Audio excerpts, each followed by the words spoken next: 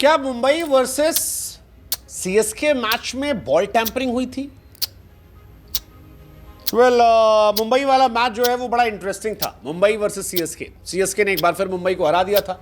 बीते 3 साल से मुंबई सीएसके के सामने जीतने में संघर्ष कर रही है और चेन्नई 4 विकेट से मैच जीतती है। नूर अहमद ज़बरदस्त गेंदबाजी करते हैं, खलील अहमद जो हैं वो ज़बरदस्त गेंदबाजी करते हैं।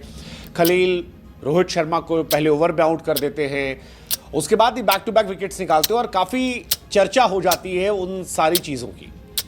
लेकिन इस मैच के ख़त्म होने के बाद एक वीडियो वायरल होता है और जिस वीडियो को लेकर ये चर्चा शुरू होती है, क्या इस मैच में बॉल टैंपरिंग हुई थी? खलील अहमद, ऋतुराज गायकवाड़ का एक वीडियो सोशल मीडिया पर वायरल हो रहा है जिस पर बॉल टैंपरिंग के आरोप लगे और बहुत सारे यूजर्स जो हैं वो इसको लेकर लड़ भिड़ गए। ये बॉल टैंपरिंग हुई थी नहीं हुई थी इसको लेकर दो नजरिया है, लेकिन क्या हुआ था वो आपको बताते हैं। वीडियो वायरल हो रहा है। वीडियो में दिखता है कि खलील अहमद जो हैं वो गेंदबाजी करते हुए रुक जाते हैं। इसके बाद वो ऋतुराज गायकवाड़ के पास जाते हैं, कुछ कहते हैं, फिर खलील कुछ निकालते हैं, ऋतुराज को दे देते हैं। ऋतुराज भी उसको लेते हैं और जेब में रख लेते हैं। अब क्योंकि ये चीज़ बहुत छोटी थी इसलिए समझ में नहीं आया कि ये था क्या, लेकिन सोशल मीडिया पर यहीं से बॉल टैंपरिंग के आरोप जो है वो लगने शुरू हो गए, बहुत ज़्यादा लगने शुरू हो गए और बहुत सारी चर्चा शुरू हो गई कि क्या सीएसके ने ऐसा किया। अब क्योंकि सीएसके 2 साल बैन भी थी तो सीएसके की हिस्ट्री को उठाकर बहुत सारी बातें शुरू हो गई कि यार देखो पहले भी किया था, ऐसा रहा, ये रहा, वो रहा, ऐसा वैसा, बहुत सारी चीज़ें।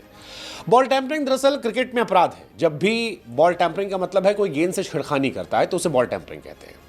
बॉल टैंपरिंग का असर ये था कि एक ज़माने में स्टीव स्मिथ, डेविड वार्नर और कैमरून बेनक्राफ्ट को बॉल टैंपरिंग के आरोप में सज़ा सुनाई गई थी। सैंड पेपर गेट कांड से बहुत मशहूर है और इन पर बैन लगा दिया गया था। चेन्नई पर भी क्योंकि पहले बैन लगा है, 2016-2017 बैन लगी थी। चेन्नई पर मैच फिक्सिंग के आरोप लगे थे। चेन्नई की टीम ने 5 खिताब जीते हैं, 2023 में लास्ट टाइम जीता था, तो उन पर ये आरोप लगने लगे और ये सारी बातें बढ़ने लगी। चेन्नई ने 4 विकेट से मैच जीता था, खलील 3 विकेट निकालते हैं और इसी में बॉल टैंपरिंग कहानी आई। अब खलील क्योंकि पहला ओवर डाले थे, चौथी बॉल पर रोहित शर्मा को आउट किया था, इसलिए सारी बातें आने लगी। हालांकि चेन्नई के फैंस से कहना है कि भाई कोई भी क्रिकेटर पहले ओवर में बॉल टैंपरिंग क्यों करेगा, मतलब कोई लॉजिक है इस बात का। चेन्नई की तरफ से ऐसा आ रहा है कि बॉल टैंपरिंग का आरोप पहले ओवर में लगाने कोई लॉजिक नहीं है, ये सारी बातें बनाई जा रही क्योंकि वो चेन्नई है। कई और का भी कहना है कि हाथों में पहनने वाले कुछ सामान होते हैं जिसे खलील ने निकाल कर दिया था क्योंकि वो गिर ना जाए, जिसे ऋतुराज ने जेब में रख लिया था। ये भी बातें चेन्नई की तरफ से आ रही हैं कि ये सारी बातें चल रही हैं।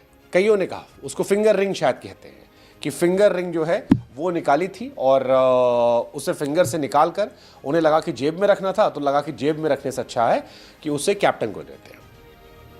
ये चेन्नई की तरफ से आ रहा है कि वो सैंड पेपर नहीं है, बट इसकी चर्चा बहुत तेज हो गई है, बहुत बहुत बहुत ज़्यादा तेज हो गई है। कुछ क्रिकेट के एक्सपर्ट बन के बता रहे थे कि भैया टैंपरिंग जो है वो नई बॉल में करेंगे तो बॉलिंग टीम को नुकसान दे देगा।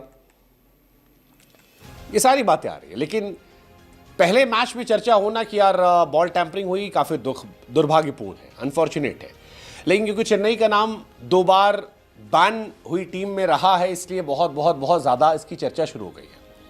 खलील अहमद क्योंकि इसमें इन्वॉल्व थे और खलील ने 3 विकेट निकाले थे इंपॉर्टेंट, इसलिए इसकी चर्चा और बड़ी हो गई है।